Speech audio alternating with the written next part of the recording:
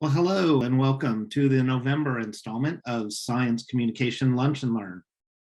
I'm Jory Weintraub and I'm the Science Communication Director with Duke University's Initiative for Science and Society, which is the sponsor of the Lunch and Learn series. For those of you who are new to Lunch and Learn, it's a monthly series in which we explore interesting aspects of science communication in a very informal setting, sort of a science cafe type of setting, which means that we usually try to limit our formal presentation to the first 30 minutes or so, and then leave plenty of time for question and answer. So if you do have questions for either of our speakers today, please feel free to put them in chat as we're going through the session, and we'll do our best to get to as many of your questions as we can before the end of the hour. This is our last Lunch and Learn of 2021 as we prepare to take our annual December break. But we've got a really special session lined up today, and I'm really excited about it. It's one which I think is particularly timely and relevant. We'll be discussing the incredibly important topic of communicating science and health information with teens. And I couldn't imagine two better people to lead this discussion than our two speakers today. So I'm going to introduce them quickly and then hand it over to them. First, we have Arin Parsa. Arin is a 14-year-old Californian who is in the 9th grade and attends Stanford Online High School. When he was just 12 years old and already fostering a deep interest in history, law, science, and public policy, Arin started researching the origin and evolution of the anti-vaccine movement and sharing information through blogging and social media. This led him to create Teens for Vaccines, which is an organization dedicated to educating and empowering teens and parents and combating misinformation about vaccines. I definitely encourage you to check out the website, teensforvaccines.org, to learn more about their mission and impact. Arin has continued to be an educator, advocate, and researcher studying vaccine hesitancy and adolescent vaccine rates. He already has an impressive list of awards and acknowledgements for his efforts and has served on numerous panels and discussions, including a White House panel with Dr. Anthony Fauci. And we're really excited that he was able to join us today. Our other speaker today is Dr. Richard Chung. Richard received his MD from Yale University School of Medicine, did his residency in pediatrics here at Duke University, and completed a fellowship in adolescent and young adult medicine at Children's Hospital of Boston. He then returned to Duke, where he is currently an associate professor of pediatrics and director of the adolescent medicine program. His specialties include chronic illness in adolescents, health behavior change, positive youth development, obesity, and eating disorders. And Richard is also very active in efforts to improve science communication throughout the medical community. So I first reached out to Richard almost a year ago to invite him to lead a SciComm Lunch and Learn on the topic of communicating health information to teens. And we actually set the date for this session months ago and had no idea at the time that it would be immediately after the FDA issued an emergency use authorization, or EUA, for the COVID vaccine for children. But with vaccines and vaccine safety for children being more relevant now than ever, it's a perfect time to be having this discussion. So we're really fortunate to have Arin and Richard here today to share their perspective and answer your questions. So with that, I would like to thank them again for being here, and I'd like to hand it off to Richard to get us started. Thank you, Jory. Really appreciate that kind introduction and the generous invitation to join you and Science and Society today for this Lunch and Learn.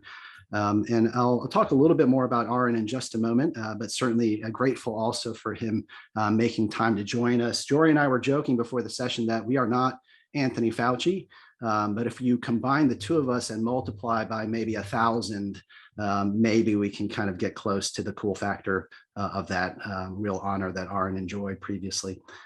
We hope, though, that the conversation will be insightful and helpful to everybody in attendance, and appreciate you making the time to be here.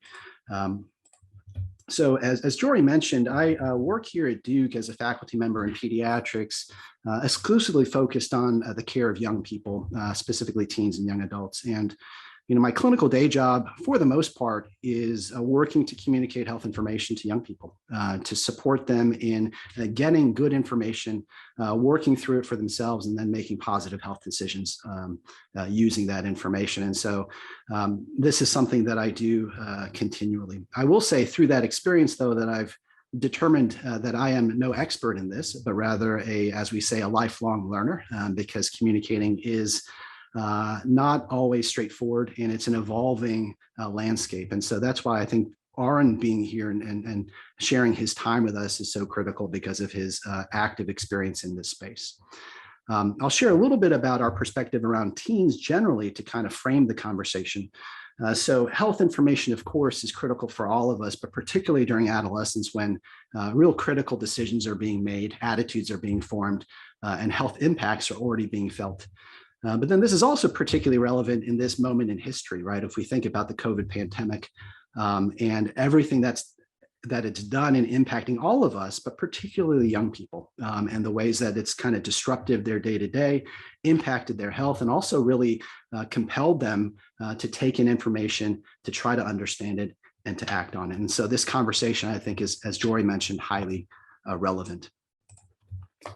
We've seen a lot in the clinical space around the impacts of the pandemic and the disruptions that have occurred. And we're seeing already a lot of impacts of how health information and also misinformation has impacted the ways that teens have access to health services. This is most germane in terms of immunization, certainly, and a lot of the nuances that go into young people accessing vaccination for themselves. But then it's also relevant to other health conditions as well. I think the mental health crisis that has really been trumpeted in recent weeks is not new, certainly, but it's been evolving and accruing over time. And that, of course, then impacts all sorts of factors that involve health decision-making and health behaviors. Now, as a pediatrician, we think about pretty much everything in terms of development. And so adolescence is a very nuanced and critical time of active development. And it isn't just the facial hair or the secondary sexual characteristics, but it's all sorts of developmental aspects that really interweave in very nuanced fashions, whether social, cognitive, physical, sexual, or emotional. In addition to these trajectories of development, there are what we would call developmental tasks of adolescence, similar to in young kids, sitting up and walking and uttering your first words. There are actually tasks or milestones that we think about in adolescence as well. Among them, identity formation, getting a sense of who you are and who you might be in the rest of your life. This idea of individuation, so this is cleaving from parents or other caring adults and becoming your own person. And so this is not just in terms of deciding what you want to wear or what you might want to eat, but it's also in terms of health decision-making. And that draws in some of the complexity of adolescence related to accessing certain more confidential services and situations in which teens might make decisions for themselves versus in concert with caring adults like parents or guardians. And then there's the overlay of experimentation. So we often think about experimentation in a very sort of negativist sort of fashion, but experimentation we see as a really normative, right? Tasting and seeing, trying to explore the world and understand it for yourself is actually normative and critical for effective and healthy adolescence. It's really just a question of the context within which that experimentation happens. The historical rendering of adolescence is one of risk. We often think about it in terms of sort of the stormy seas of adolescence. And as a parent, that might tempt you to think that, okay, if I can get my teen through these adolescent years in one piece, that, I've done my job. But that's really a two-dimensional and overly simplistic understanding of what the tasks of adolescence entail. There's much more to it, which really increases the importance of health communication with teenagers. It's tempting just to kind of bubble wrap young people, right? To kind of insulate them from potential injury of different sorts and hope that that's enough. But of course, that again undermines their capacity as young people to make positive decisions for themselves and not simply be insulated from the world. This is a quote that I think summarizes the point of adolescence from a health perspective. It's a period when patterns of health promoting or health damaging behaviors are established that will have substantial influence on health status during adulthood, affecting rates of acute and chronic disease, and life expectancy. This makes intuitive sense, but it's often forgotten because we think of adolescence as merely a way station between childhood and adulthood, rather than its own discrete period that has real substantive impact in how young people then live the rest of their lives. A couple other just quick quotes, and then before I cede the stage to Arin for his introductory comments. People are generally better persuaded by the reasons which they have themselves discovered than by those which have come into the minds of others. And so we think about this notion in terms of how we help young people not only ingest information, but also move to actually taking action because of it, and really helping young people develop their own understanding and their own decision-making rather than pre-packaging it for them is really critical, at least in the healthcare setting.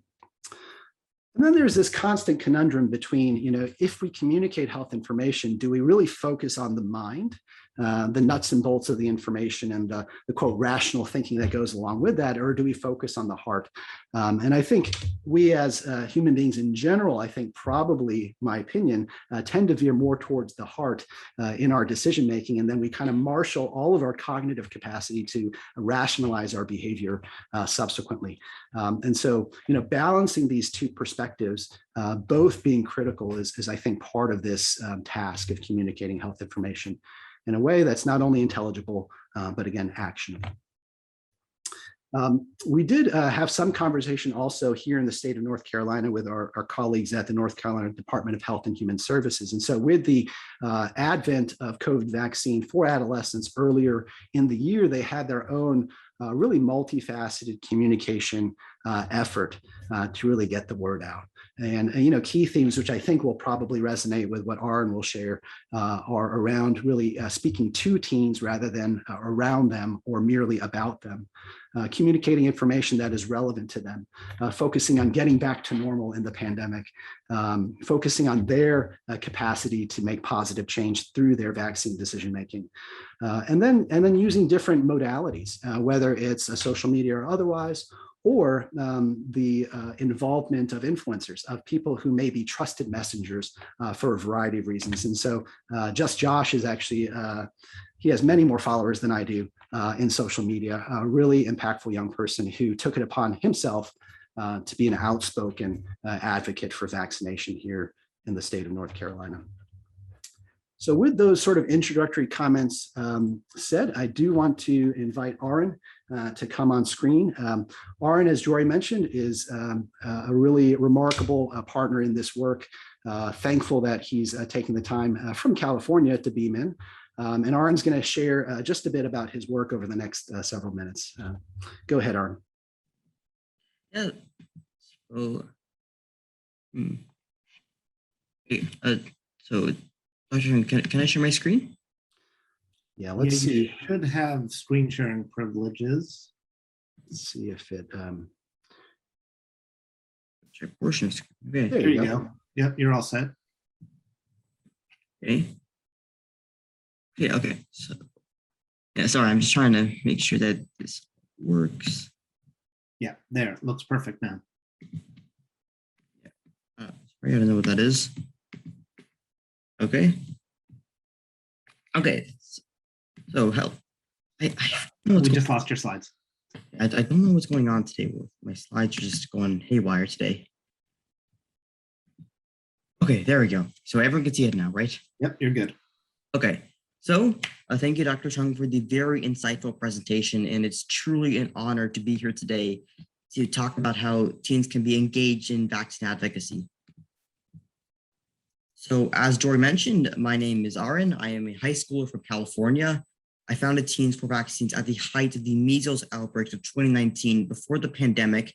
And my ongoing research is into the factors affecting adolescent vaccine rates. And I'm super excited to be here today. So Teens for Vaccines is a youth collective, and our core mission is to educate and empower teens to be champions of public health and vaccinated. We have 30+ ambassadors across various states in America, and I'm particularly proud of how diverse we are as a group. We come from various different backgrounds and ages, including teens with vaccine hesitant and anti-vax parents. And our vision is a world where all teens know which vaccines they need and when. So teens have easy access to vaccines, especially in schools, since many teens are either rural or have parents working 2 jobs and don't have transportation. We also envision that all teens are able to self-consent to their own vaccines, especially high schoolers. So to synthesize this into one statement, no one should have to live in fear, get sick, or die from vaccine-preventable diseases. I founded Teens for Vaccines at the height of the measles outbreak of 2019, after finding that so many teens were going to Reddit to know how they can get vaccinated without parental consent. And many immunocompromised kids were forced to stay at home because vaccine rates in schools were dangerously low. And I live in San Jose, which is a few hours away from Orange County here in California, which is a very heavy anti-vax hotspot. So it made the story hit very close to home for me personally. And initially, helping teens and parents on social media who were seeking their own answers was a huge focus. And I had started following a lot of immunization coalitions, pro-vax nonprofits, and adult vaccine advocates, as well as building a knowledge base of easy to understand content I could share. And here are some of the organizations and doctors whose resources I found were incredibly helpful in the early days of Teens for Vaccines. So then on Reddit, we would share Reddit awards as well as reply to posts, basically encouraging and celebrating those who had gone out to get vaccinated. And this built incredible community spirits in our own community, where teens were now willing to come forward about their own fears and anxieties, as well as their own personal stories. And so teens who wanted answers were on social media, but diseases and vaccine topics were not common teen topics at all. And then the pandemic hit. And suddenly every teen was aware. So questions about disease transmission as well as vaccines began to surge. And there were a lot of questions about science. So what is mRNA? What are antibodies? And as the pandemic progressed, what is the Delta variant? Will the vaccine work for all variants? Why is mask efficacy such a big debate? And isn't it common sense that things won't go into the nose and mouth when we have a barrier, and so on? And coupled with these were just general vaccine concerns. So teens mostly echoed parental concerns, such as, was the vaccine developed too fast? The name Operation Warp Speed didn't really give a lot of teens the confidence when it came to safety. And as disinformation spread rampantly, there were concerns about fertility as well as myocarditis. So before the Delta variant, teens were called a low-risk group. So parents as well as some teens were thinking, maybe it's not worth taking the vaccine right now. We'll wait. And there are other questions like, if vaccines work, why do you have to wear a mask? We also saw a huge number of teens just simply afraid of needles. And a lot were asking, whether they could skip this vaccine, like so many skipped the flu shot. Yeah. So teens felt that no one was talking to them. COVID-related information and later on vaccine-related information was geared towards adults and parents, many of whom were hesitant. So teachers having varied opinions confused a lot of teens. So after an entire year of isolation, most teens were just fed up and wanted ways to either convince their parents or just know their rights. Do they need parental consent? Where is the nearest pharmacy? And so on. And many were also seeking answers for friends. And the pandemic certainly brought teens closer as everyone faced the same issues, having not enough information, engagement, or access. So this begs the question, what did we do? And we wanted to bring teens together. So we surveyed through our own personal networks on how teens were feeling, what questions they had, what were their friends thinking about the vaccine? Was their school doing enough? Do they feel heard? And what needed to change? Teens needed to know that their opinions mattered. So soon we organized virtual town halls on Zoom, where teens talked directly to doctors and nurses without parents being there. And these were very informal spaces, not like a lecture or a presentation, but it was more so a discussion where teens would feel like they were actually heard. And vaccinated teens were also just naturally sharing how and why they got vaccinated. Soon we started to share powerful personal stories of vaccinated teens on social media. And one of our videos went viral, having about, at this point, 14,000 views. And it was very impactful to have extracurricular photos, like playing music, sports, etc. It's all connected with the message that vaccinations are the only way to get our lives back from the pandemic. And a Louisiana teen who thought that COVID was a joke caught COVID and then got the vaccine joined our team so he could educate others. And we started to see a massive groundswell of such teens just wanting to do the right thing, to reach out to their peers. Oh, and we also started to see ambassadors taking the lead. So you can see our ambassador Ayana Ladina talking to the Surgeon General, Dr. Vivek Murthy, and our ambassador from Los Angeles, Emma, talking to Ryan Seacrest on his podcast. So our ambassadors were making their own waves and also amplifying the message that teens need to be heard in this pandemic, that they have to be part of the conversation. And we also updated our website with science videos on how vaccines work, specifically the mRNA vaccine.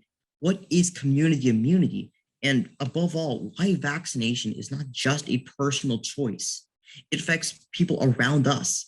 Getting vaccinated is the right thing to do. And please trust me when I say this, teens do get it. So to reassure teens and parents for the COVID vaccine, we relied largely on Drs Blocks, especially Dr. Gretchen LaSalle, who had 2 teenage sons. And she talked about how she wouldn't give her own children a vaccine that she wouldn't give a vaccine to her own children that she as a mother wouldn't recommend. And that infused a lot of trust, and these personal messages definitely resonated. So protecting your loved ones as well as immunocompromised, and the fact that vaccines are the only way to get our lives back to some state of normalcy were all very effective messages.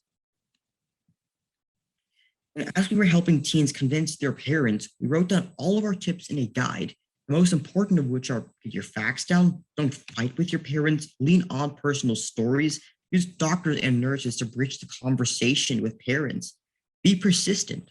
And for teens of extreme anti-vax parents who are beyond hope, we help them with state laws and finding pharmacies in keeping with the law. We also raised awareness so teens could start speaking up, and that support from parents, schools, healthcare providers, and legislators was absolutely critical if we want to raise teen vaccination rates. And finally, as schools opened up, vaccinated teens were willing to lobby school boards for COVID safety measures, so masking, testing, and vaccine mandates. No one likes a mandate, but we can't risk going back to the distance learning that was not equitable for so many teens. And on a different note, we were thrilled to receive a letter from President Joe Biden for our efforts back in August. So I know I talked a lot about the work we do with teens for vaccines. So I want to shift gears into the tremendous benefits we see with engaging teens in vaccine advocacy. So teens make incredibly powerful peer advocates, and teens wield a lot of power. They can influence other teens to get vaccinated and ask them to initiate a dialogue with their parents. They can virally promote COVID safety measures at their schools.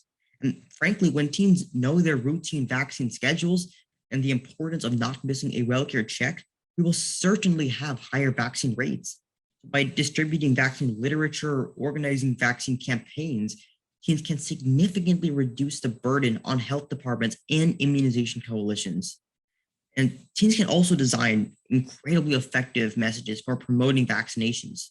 And we often see these fake teen models smiling with the vaccine. And to be honest, they are nowhere near as effective as a real teen sharing a real story in a real life setting. And finally, the only way we get past vaccine hesitancy and anti-vax beliefs is to empower the younger generation so these beliefs just do not perpetuate. Well, I firmly believe that education is the best answer to misinformation.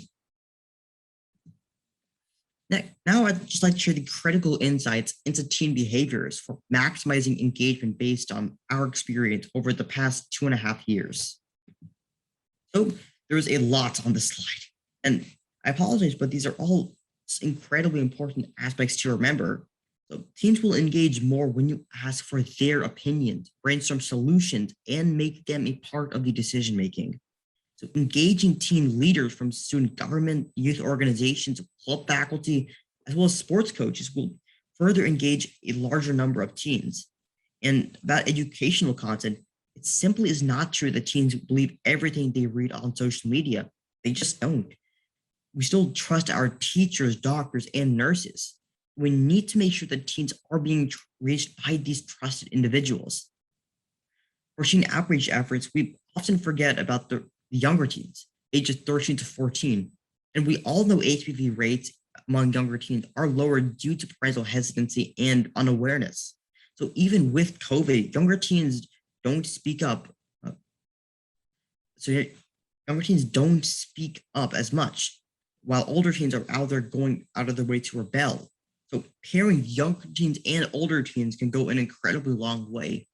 So when holding parental sessions, younger teens have to be involved so they can develop their own confidence when speaking to their parents. And finally, on the topic of training, teens love easy to understand videos since everyone's not looking to be a science major. So seating matters a lot, where if you have a U-shape or a round table, you'll get more participation than from a regular just classroom style setting. For training students on how to speak to the unvaccinated, role-playing is a fun and more effective way to practice rather than going over a set of tips alone. So I shared a lot. So in summary, I have a few key points I just want everyone here to take away. So teens want to be heard and be a part of the decision-making, and they need direct engagement from schools, healthcare providers, and parents. Personal stories are powerful motivators, so teens make powerful peer advocates. And please make students as your training partners. Create open and joint spaces for teens, teachers, medical experts. Engage student leaders and club faculty, sports coaches, popular teachers. And ultimately, when teens and students are told, we depend on you, you can make an impact and save lives, you will absolutely go out of their way and promote vaccinations. So just thank you so much for listening. It was truly an honor to speak here today at the Lunch and Learn, even though it's not lunchtime here. And I really hope that my presentation was useful for you. Thank you, Arin. That was fantastic. Hearing about all of your work and your perspectives really resonates and is super encouraging. I do want to shift to some conversation with the group in the spirit of the Lunch and Learn. I did have one question for you, just for me. I mean, you covered really most of what I was wondering about in terms of your work. It strikes me that the pandemic was not something we asked for, but it really precipitated certain change and some that we can kind of learn and build off of going forward. It certainly, I think, probably drew into the limelight the work that you're doing because of its high relevance to the global concerns of our community. What changes did you invoke in your approach because of the pandemic? You know, what did you learn from the pandemic specifically that you feel like was new and different because of just its broad, multifaceted disruption, but that you feel like is a positive, you know, something that you took from it that has made your work even better and that you'll continue to build off of? Is there anything that was particularly relevant because of the pandemic itself? I think so. So see the resilience of so many teens coming together to share their personal stories, as well as just coming together for support. That was definitely a net positive I saw. That under the isolation and the fear of the virus, you know, you can't go outside. Seeing everyone come together and really embrace a positivity and an optimism in the light of the dark of the pandemic, you know, in early 2020, it was amazing to see that everyone was coming together to support each other. That's great. Thank you, Arin.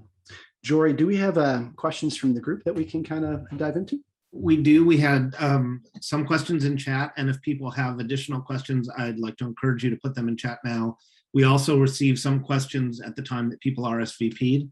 So, and some of these I think would be appropriate for Arin, some would be appropriate for you, Richard, and then some would be appropriate for either of you. So I'll just start rattling them off and we can sort of work our way through them.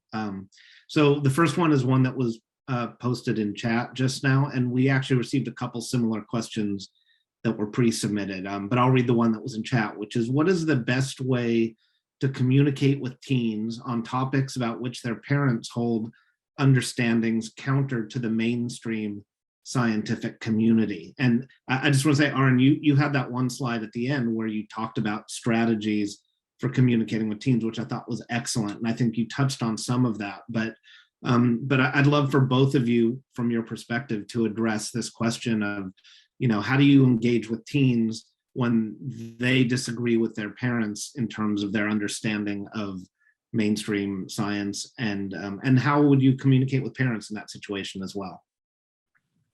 So, that's an amazing question. So the best way to communicate to teens on topics about what their parents hold is to have a frank, honest, and factual conversation. So, bringing personal stories to the table by saying that, here's a story of, say, a teen who got COVID, was a joke, got COVID, and then got the vaccine. That resonates because it's it's very personal. It's a very, it tugs at the heartstrings. So, and then bringing the facts to the table about what is the mRNA vaccine, can change your DNA, it won't magnetize you. So then being honest just about your feelings, about how you've been, how the pandemic's been. So by being able to create an honest dialogue, I think that these conversations can be incredibly impactful, as well as truly go somewhere.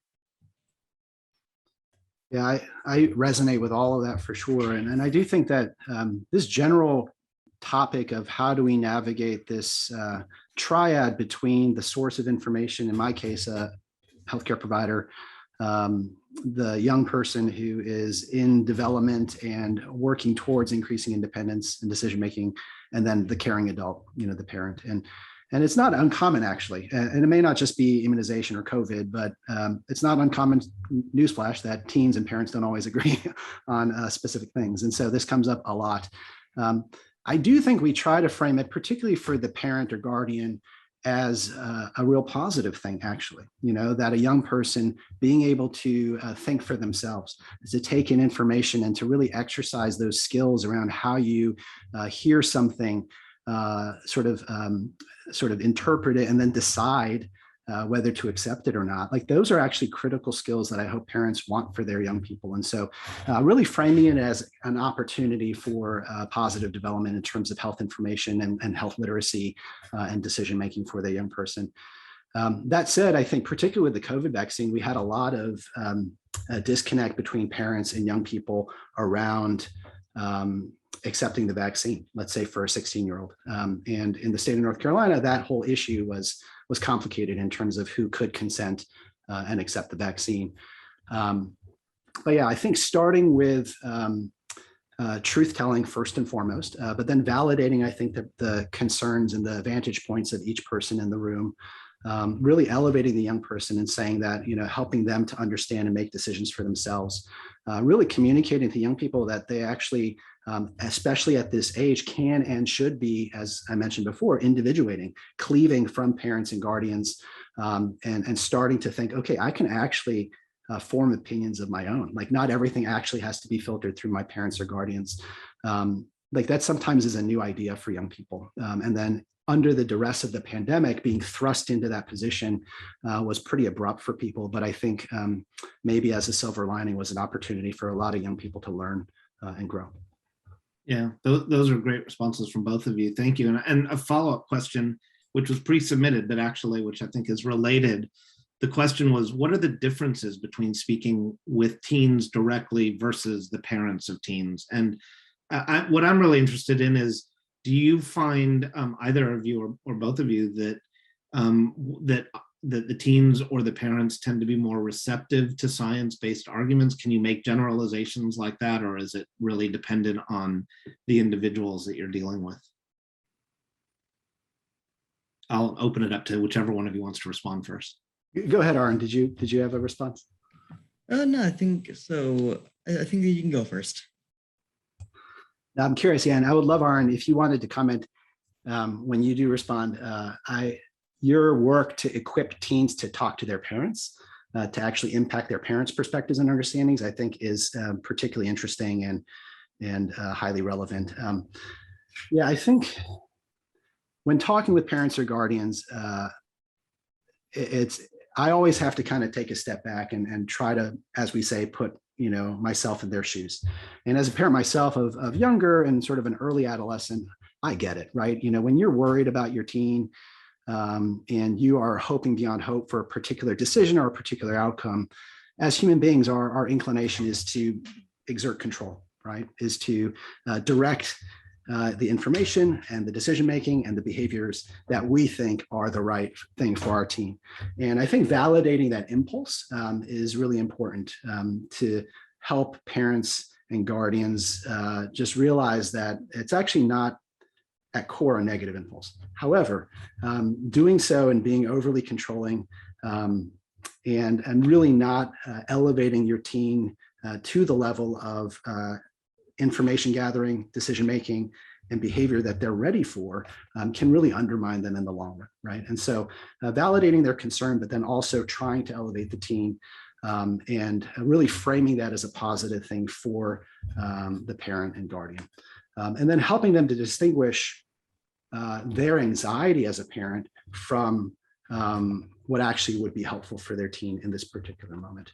And then talking with teens sort of and relevant to what I was mentioning to Arin, I think we do talk with teens alone in the room around their own perspectives, trying to really give them that sense of autonomy and control. And then we do also coach them around how do you talk to your parents? How do you ask the questions that you need to ask? How do you find good information through their parental source? And sometimes those communication channels, that muscle memory has not been developed just because in that relationship, they just haven't had that opportunity. So we do coach young people around how to engage their parents around topics, even topics they might disagree about.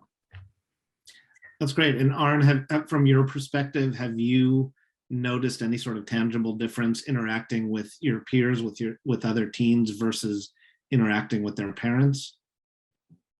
So my experience, it's very family specific. So most parents who are vaccine hesitant do want more information. Same with teens who are vaccine hesitant. But I do see that in both conversations, when it comes to acknowledging anxieties, you have to be very open and frank about that. So then having these open and honest discussions, just no matter who it is incredibly important for having a fruitful end result. And generalizations don't really work. So as I mentioned, it's very family specific. One parent is not really going to have the same take as another. Same with a teen and a teen. So I think having these honest conversations, as well as just being open, are just the two kind of secrets to really unlocking these conversations. Great, thank you. So I want to ask another question that was pre-submitted, and it actually correlates really well or complements the question that was just put in chat. So I'm going to actually ask both of them together. The question that was pre-submitted was a very specific situation. What do you do when a teen wants to be vaccinated and their parent won't give consent? How do you handle that situation? Maybe Richard, you could speak from sort of a legal perspective as a clinician, but Arin, your perspective would be valuable as well. And then there's the question from Jane Fellows in chat, which I think, as I said, complements that, which is, do either or both of you think that the age of medical consent should be lowered so that teens can make those decisions for themselves without parental consent? So Richard, let's start with you, and you can speak from sort of the clinician perspective. Yeah, it's a really, it's such a critical question. So this idea of consent and the implications of consent. So not only receipt of health services, but then also the issues of confidentiality around resulting health information are like highly relevant to the work we do with teenagers. The answer is a little bit muddied just because the landscape does vary from state to state, but across all 50 states, there is, to differing degrees, capacity for teens to consent independently to services within particular health domains, particularly things that are considered sensitive, mental health and sexual health in particular. Now, the specifics around that are a little bit state by state dependent. And so, you know, how that relates to, let's say, COVID vaccine in particular. So when the older teen EUA came through earlier in the year, there was a lot of discussion around teens independently consenting and receiving vaccination, even in the face of parental disagreement, and partly because of everything going on with COVID and just the very politicized and sort of extreme perspectives that were being shared. Eventually what happened was that because it was released under an emergency use authorization, the state legislature had created kind of this additional requirement that anything under emergency use that isn't sort of fully approved in that sense would require parental consent. And so that was kind of how that ultimately was dealt with. Part of the reason why the COVID vaccine was even drawn into that conversation is most states will allow for young people to consent around services for reportable diseases. And so we often think about sexually transmitted infections, but those certainly aren't the only reportable diseases, but COVID is among those. And so that's kind of why that conversation started. And then in terms of the lower age, that's actually a pretty vague and gray zone. It actually isn't well defined. There's certain sort of layers of regulation or oversight that require clinician judgment in terms of the capacity of the young person at the point of care to understand risks and benefits and to make decisions around, let's say, sexual health treatment or mental health treatment. And so the lower age is actually super vague and not well established, but it's really dependent on case by case. And Richard, before we get to Arin's take on this, really quickly, do these laws generally, are they determined by the state? Does it vary state to state, county to county? Are there federal blanket policies? So there are federal laws that kind of set a floor in terms of confidentiality. So HIPAA is one, and then there's several others. But the actual granular teeth of the legislation is really state by state dependent. And then I will say that there are different institutions like Duke as a hospital, for instance, have their own sort of setting specific policies that can sort of modulate how these things are actually deployed at the point of care. But the state level legislation is the key. Great, thanks. And so Arin, to follow up on that, what would you tell a peer of yours, a teen, if they reached out to you and said, I really want to get the vaccine and my parents are opposed to it? How would you sort of counsel them to respond to that situation? Yeah, so first I would tell them that they were super brave for coming forward to tell their story. You know, it's not an easy thing to do. And then I would tell them that, you know, when having a talk with your parents, you should be open about it, but also come with the facts. So say if a parent is concerned about safety, you know, then you can bring up that 6 billion vaccine doses have been given out worldwide, and they've been safe. So coming to the table with those facts is very important. And in situations where the parents does not want to, you know, and when it comes to these conversations involving family, friends, doctors, school nurses, teachers, definitely goes a long way in order to bridging the gap. So, you know, and also finding a good time to talk to them. So if they're stressed out, if they have a lot of things on their mind, probably not the best time to bring this up. So, you know, maybe on like a walk, you know, going outside, you know, just maybe a stroll through the park, you know, then talking about this. It would be very important, you know. And another big thing in these conversations is emotion. So just bringing forward how you truly feel, how they truly feel. So everything's on the table. And with that with that honesty being present, we can have this true factually based conversation.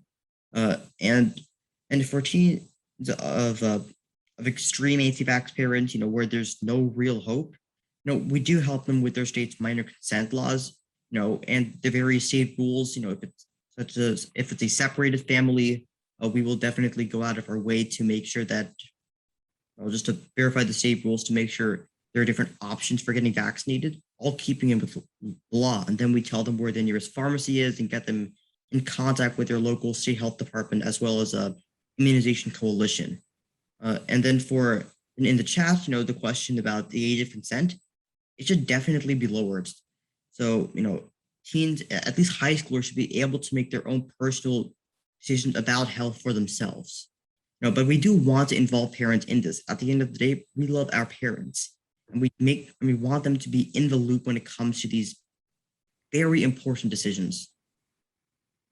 Such wonderful information and advice. Thank you both for that. Richard, I have a question for you, which is many of the questions so far that we've been asking have focused on teens and parents. I'm really curious from your perspective as a clinician, as a pediatrician, can you talk a little bit about the best ways to train physicians to have these conversations with both teens and parents? How are we doing it now? Are our hospitals and our teaching hospitals and our medical schools doing a good job of preparing pediatricians to have these conversations, and how, if not, how could it be improved? Yeah, thank you, Jory. I do think training people, whether pediatricians or any other caring adult professionals, honestly, like even teachers or other people who are in a position to interface regularly with young people at points in life where they are trying to understand the world and make sense of it for themselves. And, along with that, make decisions for themselves, I think is critical. Just speaking, I guess, from a pediatric training standpoint, I do think that we can do better. I will say that for most of our learners, students, residents, or otherwise, working with teens feels daunting to them. I run our rotation is what it's called, kind of these clinical experiences where you, for a particular month in time, have a deep dive experience to a particular domain. And when people come through to work with teenagers, some of them are totally into it. They for whatever experience, they were a camp counselor, or they had positive experiences themselves as a teenager. But I would say the majority have some trepidation. But I do think that trepidation really derives from a stereotype and assumptions that we make about teenagers, about their life, about how they think about information, how they make decisions, and I think when to Arin's point, these generalizations, they make life easier for us, but they often undermine us in terms of how we actually can help people. And then when you get to the point of care, which is literally one person at a time or one family at a time, you have to actually know like who's in front of you and not sort of operate under these assumptions. And the more you kind of get into it, when you talk with a teenager, these stereotypes, again, are just generalizations that are typically not helpful. So the stereotypes being that teens, are impulsive and they think they're immortal. And so, true health information to help them make positive decisions is irrelevant to them. That's not true. I mean, that just is not true. Like teens, as Arin pointed out and articulated well, like teens want to be engaged, they want to be informed, they want to feel powerful with the information in hand, they want to be given opportunities to make decisions for themselves, but they also want the supports of the parent and adults, right? And the caring adults around them that is age and developmentally appropriate, So yeah, I guess to answer your question, Jory, we can do better. I think most of us as human beings bring our assumptions, and a lot of our training is just like dismantling that and helping our residents learn from the ground up who teens actually are and how we can best help them. Yeah, and a related question that was just put in chat that I'll just follow up because it's so relevant is, for you, Richard, do you see parents having different attitudes for vaccinating their teens versus children younger than 12? Yeah, I think so, for sure. Parents, it kind of depends also, whether this is like their fifth child or, their first child, there's kind of different degrees of trepidation or however you might think about these decisions. And to Arin's point, I do think it's family by family, and so it's hard to make generalizations. But I do think there are trends towards parents thinking differently, at least in my experience. That it's more common, I would say, that parents defer to the teen, and if we're offering a vaccine, they're like, "Hey, what do you think, Arin? Do you want this or not?" Versus obviously for younger kids, that just doesn't happen. That may be because they have less anxiety about something bad happening, or they feel like their teen is less vulnerable or fragile than their younger kid, or whatever the case might be. But there is a little bit of a difference. And so navigating those nuances to ultimately arrive at a positive health decision is really the key. And you kind of have to like suss that out in the room. Yeah, and I think that's such an important question right now, as we've been vaccinating teens for a while, and they've just gotten approval to vaccinate kids younger than that. So that's right. So there's an interesting question that was posted in chat, and I find this particularly interesting because I teach a freshman seminar at Duke, and this semester we've been talking about science conspiracy theories. And we were literally having this conversation last night in class. So I'm going to read the question, which is for you, Arin, which is that you mentioned that teens don't believe everything they read on social media. And so the question is, do you think your generation will be more skeptical of misinformation on social media in their lifetimes simply by growing up with it? Are you more susceptible to it because there's just more of it about? So what are your thoughts on that? Definitely. Teens today, with all the rampant disinformation that they see, we're definitely going to be a lot more skeptical of misinformation and the things that we just read on the internet. But what I feel is more dangerous is the personal anecdotes that are disguised as trying to convince teens to not get the vaccine. Those are incredibly dangerous now, and the way we fight that is with empathy.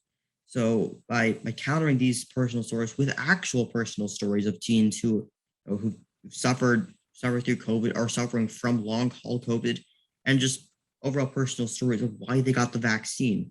So it's kind of like fighting fire with fire. So we're bringing empathy to the table is the only way to really counter these the misinformation that's been just widespread. Great, thank you. We're running low on time. I'm going to try and fit in a few more questions, but there was something posted in chat requesting social media info for both of you. So I put teensforvaccines.org in there. That's Arin's organization and website. But Richard and Arin, if you'd like to add additional information, Twitter handles and things like that, please feel free. Arin, I want to get back to a couple of questions for you. And one I've been dying to ask is, and this is less about sort of the bigger issue of vaccines and more sort of a personal question that I have for you, which is, how do you do this? How do you balance your time running this organization and keeping up with your schoolwork and just being a teenager, especially in the midst of a pandemic, and I think it's worth pointing out that when you set up Teens for Vaccines, it was pre-COVID, right? So you probably had no idea how quickly this would become even more relevant than it had been when you first set it up. So can you talk a little bit about how you've managed to do all this and stay sane? That is an incredibly deep cut. So, okay. Yes, so how I balance this is, So first off, when it comes to sleep, I try to sleep in, but some days it's going to get limited. But how I balance it, just the motivation of it, that's what really keeps me sane throughout all of this, knowing that, we're out here making a difference, making an impact, getting teens involved that's what really keeps me going. And so every day when I wake up in the morning, it just what gets me out of bed. And when it comes to balancing my studies and everything, it's all about having a well-regimented routine. So having these time blocks where I work on stuff, then going over to post on social media, just having these very structured things in my head of these different things that I'm thinking of. That's really how I think I've been able to balance as well as keep saying throughout the years of doing this. Well, if you could do a time management workshop for me, I'd sure appreciate it, because I think you're doing a better job of it than I did. But that's really amazing and inspirational. Yeah. We're really running short on time. I feel like I could talk to both of you all day, but I think I'm going to ask one more question, and I ask this of each of you, and maybe first we can have Richard respond, and then Arin. And I want to end on a positive note. I mean, this is a heavy topic, and there's a lot of things to be, to cause great consternation. But what I would like to ask each of you is, what gives you hope that things will get better in the future for these issues of communicating health to teens and to parents, and specifically in terms of vaccine awareness? What are the things that make you feel like we're possibly, hopefully, moving in the right direction? Richard, do you have any thoughts on that? Maybe I saved the toughest question for last. I don't know. I was going to say my response is easy, because I'm looking at Arin right now, and I think honestly it's that, and not just Arin, of course. I think he'd be the first to say that he's among many young people who are doing this work, and it's a reminder that I see all the time in clinic, that young people actually want the world to be good for them. They want good information. They want to make positive decisions. They want to be healthy. They want to be sane, like all these things. And that core human desire, I don't think will ever go away. It's just a question of how do we, as caring adults, really partner with young people to help get them there, right? And I do think life is more complicated now, probably in certain ways, than when I was a teenager. And there are many more layers, particularly around information gathering and misinformation and all that I don't recall having to deal with myself as a teenager. But again, I think that core instinct, that core drive will remain, and I have hope that always will be enough, right? As long as we are laser focused on the end goal, which isn't just combating information and winning a Twitter war, but really helping people to be healthy and well, right? Which is ultimately a core human instinct. And so, I don't know, Arin, do you feel hopeful yourself? Yeah, there's a lot of hope that's here. So the one thing is that we're seeing COVID. So COVID was a window of opportunity of us to take advantage of the moment and start raising awareness about public health. And from the groundswell of teens, we're seeing it joining teens for vaccines, as well as getting involved, the massive support from educators, parents, and just overall adults for COVID. It really gives us hope for the future that these issues that were highlighted by COVID, when COVID's gone, that we can tackle going forward. I think that now these are all brought to the public eye, to the forefront.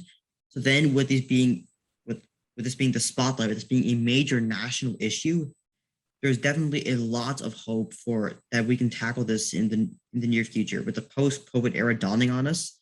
With people knowing more, knowing more now than ever. I think it's definitely the best time to tackle it. Well, I think this is a great place to wrap up, because we are out of time. And I would agree with Richard that, Arin, it's you and your peers that are doing such wonderful work that gives me hope. And I just want to thank you, Arin, as well as you, Richard, so much for all the really important work that you're doing, and tell you how much we all appreciate it. And thank you both for being here as well. And with that, I'd like to thank everyone else for attending and being participants and asking great questions. And this was a wonderful session and a great way to end our fall series. So thanks again to everyone for being here, and have a good day, everyone. Thank you. Thank you, everyone. Thank you, Dr. Weintraub and Dr. Chung. Thank you.